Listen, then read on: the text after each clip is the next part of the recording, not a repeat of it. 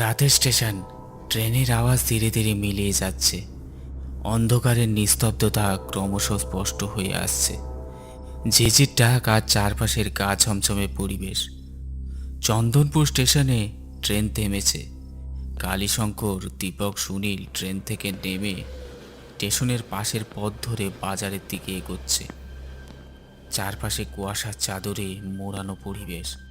Kali master ধীরে ধীরে হাঁটছেন আর মাঝে মাঝে চারিদিকে তাকাচ্ছেন, যেন কিছু খুঁজছেন। দীপক ও সুনীল তার পিছু পিছুই যাচ্ছেন, তাদের মুখেও কৌতূহলের ছাপ।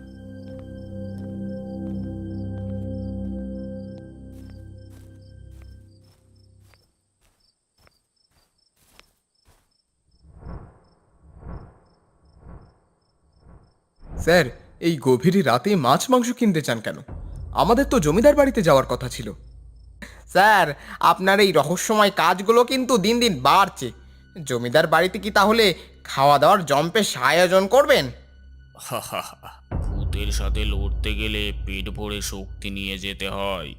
মাছ মাংস খেলে শরীরে বল বাড়ে, জানিস তো। কিন্তু স্যার, আপনি তো এইসব খান না। আপনার সাথে থাকতে থাকতে আমিও খাই না। তাহলে এসব কে খাবে? আরে, আমরা না খেলে এইসব খাবার লোকের অভাব হবে না। কেন, আমাদের সুনীল তো আছে, আমাদের সাথে থেকে শাক পাতা ফলমূল খেয়ে দিন কাটাচ্ছে। হ্যাঁ, তা যা বলেছেন স্যার। জমিদার বাড়ি গিয়ে জমিয়ে রান্না করে খাওয়া যাবে। তাহলে আর দেরি কেন, যাও গিয়ে নিয়ে এসো। এই বলে কালীশঙ্কর একটা 500 টাকার নোট সুনীলকে দিল। আর সামনেটা একটা দোকানের দিকে ইশারা করে দেখালো। দোকানটি রাস্তার ওই পারে, তখনও খোলা আছে। উপরের বোর্ডের ওপরে লেখা আছে হারানির মাছ মাংসের দোকান। সুনীল মাছ আর মাংস আনতেই কালীশঙ্কর দুটো লাল কাপড়ের থান সুনীলের দিকে ছুড়ে দিয়ে বলল, দুটোকে এই লাল কাপড়ে শক্ত করে পেঁচিয়ে নে, আর আমার ডান পাশে দাঁড়িয়ে পড় দেখিনি।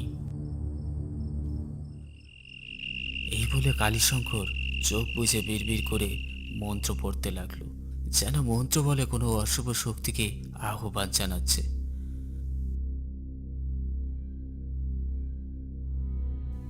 আর কিছুক্ষণের মধ্যেই জঙ্গলের দিক থেকে এক রিক্সাওয়ালা এসে তাদের সামনে দাঁড়ালো। তার চেহারা ভুতুরে, চোখের নিচে কালো গর্ত, যেন কোনো অলৌকিক শক্তি তাকে নিয়ন্ত্রণ করছে। বাবু, আপনি কি জমিদার বাড়িতে যাচ্ছেন? আমি পৌঁছে দিতে পারি। তুমি এই গ্রামের মানুষ? না বাবু, আমি মানুষ, কিংবা মানুষও নয়, তবুও আপনাদের পৌঁছে দিতে এসেছি। মানে, তুমি কে? তুমি কি করে জানলে যে আমরা জমিদার বাড়ি যাচ্ছি?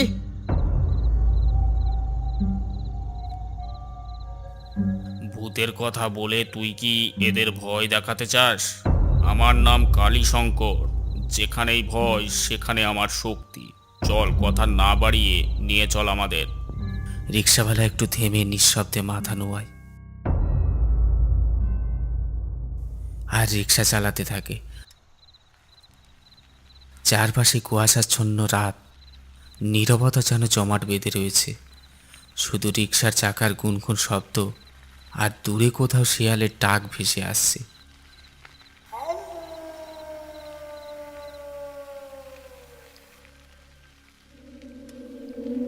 স্যার, দেখেছেন তো?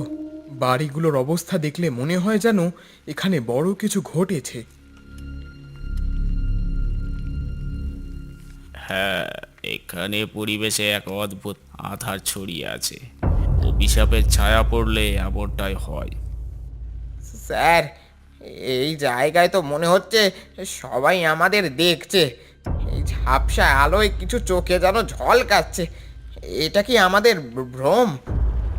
মনে রাখিস, ভ্রম আর বাস্তবতার মাঝখানেই ভয়ের জন্ম। এই আধার আমাদের পরীক্ষা নেবে, কিন্তু আমরা ভয় পেলে ওরা আরো শক্তি পাবে। রিক্সাওয়ালা একবার ঘাড় ঘুরিয়ে তাদের দিকে তাকায়। তারপর আবার সামনের দিকে তাকিয়ে ধীর গলায় বলল, বাবুরা, জমিদার বাড়ির সামনেই নামাই দিয়া চলেই যাইব। এই সময় ওইখানে কেউ যেতে সাহস পায় না। এই গ্রামের মানুষ কয় অভিশাপে এখনো ওইখানে রয়েছে।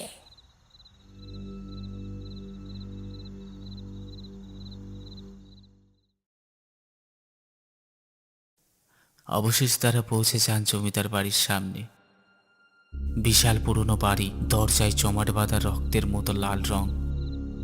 বাড়ির চারপাশে গাছের মধ্যে কিছু ছায়ামূর্তি মিশে আছে। বলো, তোমার রিক্সা ভাড়া কত হলো? বাবু, টাকা লয়, ওইখানে শুধু সাহস দরকার।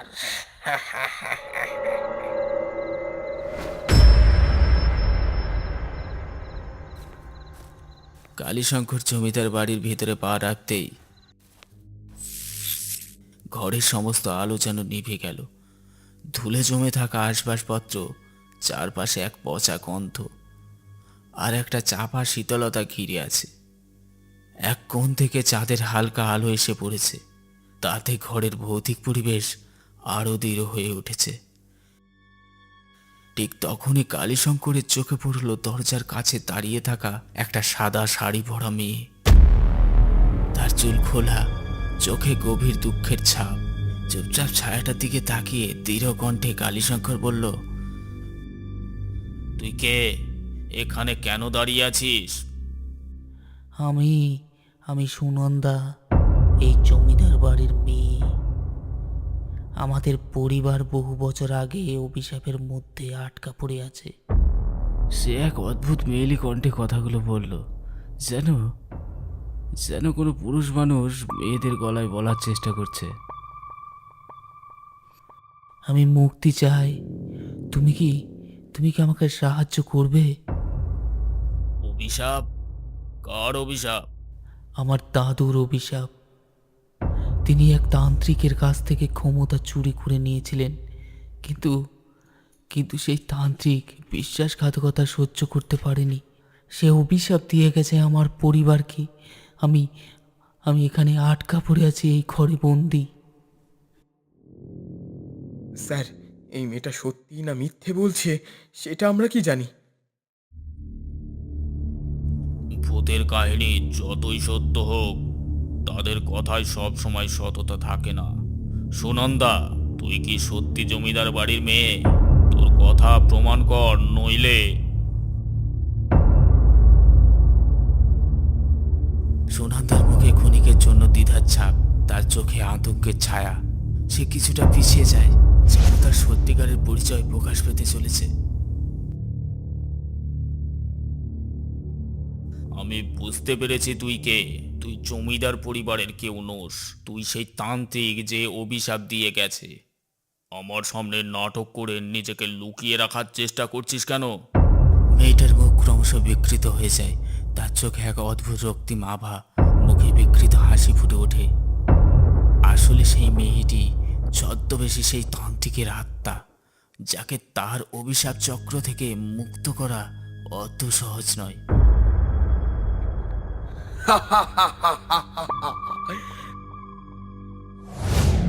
কালীশঙ্কর, তুই কি মনে করেছিস আমাকে পরাস্ত করতে পারবি? এই গ্রাম ও জমিদার বাড়ি আমার অধীন। এখানে তোর শক্তি কিছুই করতে পারবে না। কালীশঙ্কর দৃঢ় পদক্ষেপ করে সামনের দিকে এগিয়ে আসে, তান্ত্রিকের আত্মার দিকে তাকায়। তার চোখে এক ধরনের নির্ভীক সাহস রয়েছে।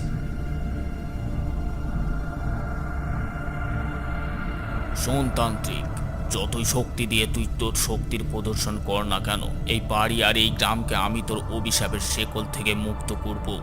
আজকেই তোর পরাজয় হবে। কালীশঙ্কর আকাশের দিকে মুখ করেন, যেন কোনো অশুভ শক্তিকে আহ্বান জানাচ্ছেন। ওই রে, তোরা সব দেখ, তোদের জন্য আমি কি এনেছি। সুনীল, তোর হাতের ওই থলেগুলোকে সামনের টেবিলে রাখ। সুনীল কিছুটা হতভম্ব হলেও কালীশঙ্করের নির্দেশ অনুসরণ করে টেবিলের উপর মাছ মাংসের টুকরের থলেগুলোকে রাখে।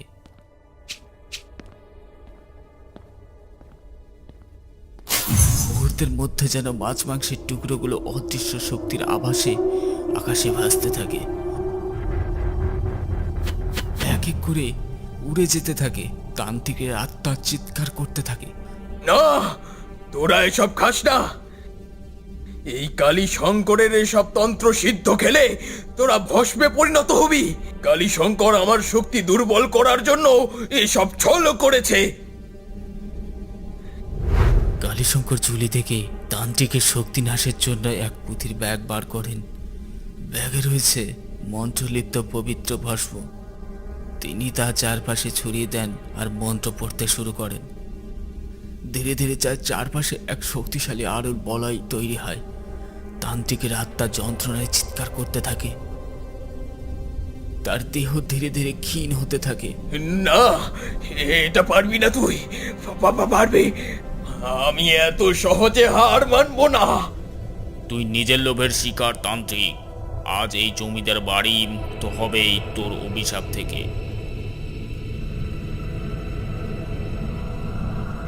কালীশঙ্করের মন্ত্র পারবি না তুই। ক্রমশ তীব্র হতে থাকে। পারবি। মন্ত্রের শক্তিতে তান্ত্রিকের আত্মা বিলীন হতে শুরু করে, পারবি। আর তার ভয়ানক চিৎকার ধীরে ধীরে স্তব্ধ হয়ে যায়। চারপাশে আবারও এক নিস্তব্ধতা নেমে আসে। তান্ত্রিকের আত্মা বিলীন হওয়ার পর পুরো ঘরটা যেন এক নিস্তব্ধতার শক্তিতে ঢেকে যায়। ঠিক তখনই ভেসে আসে এক কৃতজ্ঞতার কণ্ঠ। ধন্যবাদ কালীশঙ্কর বাবু, আপনি আমাদের এই বাড়িকে মুক্তি দিলেন। এত বছর পর আমরা শান্তিতে পরলোক গমন করতে পারবো। আমার কাজ শুধু তোমাদের মুক্ত করা, তাই তোমার চিঠি পেয়ে আমি আর সময় নষ্ট করিনি। আর যেখানে অভিশাপ সেখানেই মুক্তির পথ থাকে। এবার তোমরা শান্তিতে মুক্তির পথে গমন করো। কালীশঙ্কর, দীপক, সুনীল ধীরে ধীরে জমিদার বাড়ি থেকে বেরিয়ে আসেন। চন্দনপুর রাতের সেই ভৌতিক পরিবেশ আজ মুক্তির এক নতুন আলোয় ঝলমল করছে। এবার স্টেশনের দিকে রওনা দেয়। তাদের মুখে এক সন্তুষ্টির হাসি এবং চারপাশে এক গভীর প্রশান্তির ছায়া।